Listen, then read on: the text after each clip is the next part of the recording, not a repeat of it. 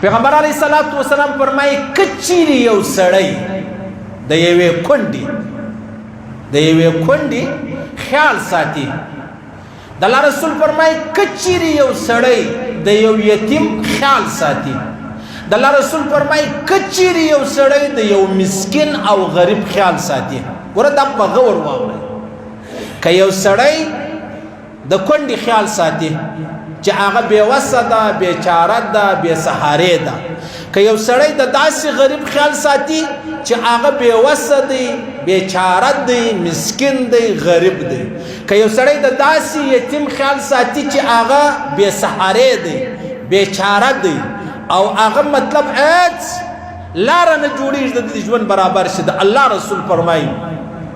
وایي دا داسې دی لکه د الله په لاره کې چې یو سړی جهاد کوي جهاد څومره لویه خبره ده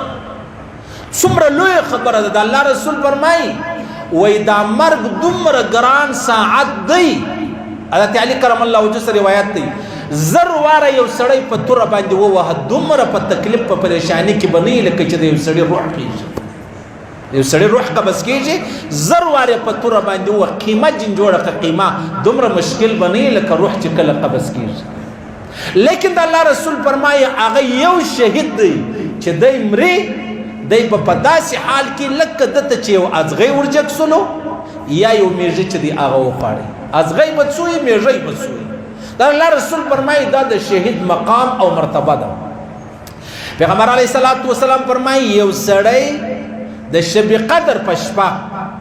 و حجر اسود ته مخامخ ولاړ دی نفل کوي د دې څو اجر دی د دې څو ثواب دی د الله رسول فرمایي وایي هغه مجاهد چې چیرې پر پیره باندې ناست دی د هغه پیردار ثواب تر دغه مؤمن مسلمان چې په حج کې په روزه کې او د هغسې مطلب په بیت الله شریفه کې او بیا د شب قدر په شپه عام طور شب قدر شپه چې د هغه په روزه کې و حجر اسود ته مخامخ ولاړې څو اجر دی د الله رسول فرمایي دغه پیردار اجر ثواب چې دی هغه ورباندې زیات دی دلته د الله رسول فرمایي که ته د یوې کونډې خیال ساتې دا داسې دی لکه ته چې د الله په لاره کې جهاد کوې جهاد خو اسانه خبره د یهودو سره فلسطینیان کوي جهاد خو کشمیریان راواخله مسلمانان راواخله د هندوانو د انډیا د فوج سره کوي لکه چې په داوس کې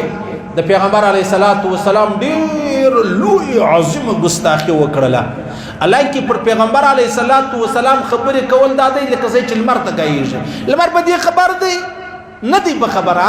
نو دا صرف زما او ستا امتحان دی الله ما ته پکې اچي چې ته څه چم کوي د پیغمبر علیه الصلاۃ والسلام نعوذ بالله ګستاخي و به احترامي چې دغه کول کیږي د الله رسول ته هیڅ تاوان نه رسیږي نظما په ویلو د محمد رسول الله درجه چې دغه لوړیږي لیکن ګوره د دغه کافرانو سره دغه ګستاخانو سره چې دا کم چا پر پیغمبر علیه السلام تهمت بهتان ګستاخي کړې ده ایو زنانی ویلی مخکې خبره تیره سوې ده چې دا پیغمبر علیه الصلاۃ والسلام چې دی دا پر 50 کاله د 9 کالو انجلی سره واده وکړي دا ډېر نعوذ بالله استغفر الله ډېر بد خبره ده دې چې کوم خبرې کړې دي څنګه یې دا پیغمبر علیه السلام ته نسبت کړې دي چې دا دنیا پرست ول العیاذ بالله دا مطلب دا خبرو مطلب دا غوښتي یا زه تورې نه سم ویلی زه کم تورې ووایم ده چې څه کړي دي هغه زه هم ووایم که څوم نقل کفر نه باشد خو لیکن بیا هم زما دپاره دا نه دي پکار ستا دپاره نه دي پکار چې یا یې واورو یا یې ووایو نو د داسې چا سره چې یو سړی جهاد کوي دا کافر مردار کی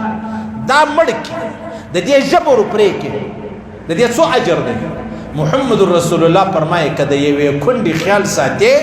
ډوډۍ نسته ډوډۍ دې راوړه وړه نسته وړه دې راوړو د کور اوبه یې نسته تا یې اوبه ورپړه کړې بیماران دې تا یې دوا ورپړه کړه د الله رسول فرمایي په خدای قسم دا دی لکه ته چې جهاد کوې د مجاهد څو مرتبه ده څونه یعنې دا معمولي خبره در وښوله پر څومره لوی جهاد پر څومره لویه قرباني باندې د الله رسول دا ورسره برابره کړې ده د الله رسول فرمایي دا داسې دی د کونډې یتیم غریب خیال ساتل لکه چې سړی ټول عمر روزي نفلی روزې نه دي په مشتو کې هغه سړی پر روی زمین جنتی دی چې کم سړی نفلی روزې نسی پرځ خو ټول نسو دا جنتی دی د الله رسول فرمایي چې کم سړی د یتیم او د کونډې د غریب خیال ساتي هغه د الله رسول فرمایي داسې دی لکه ټول عمر چې دی روزې نسی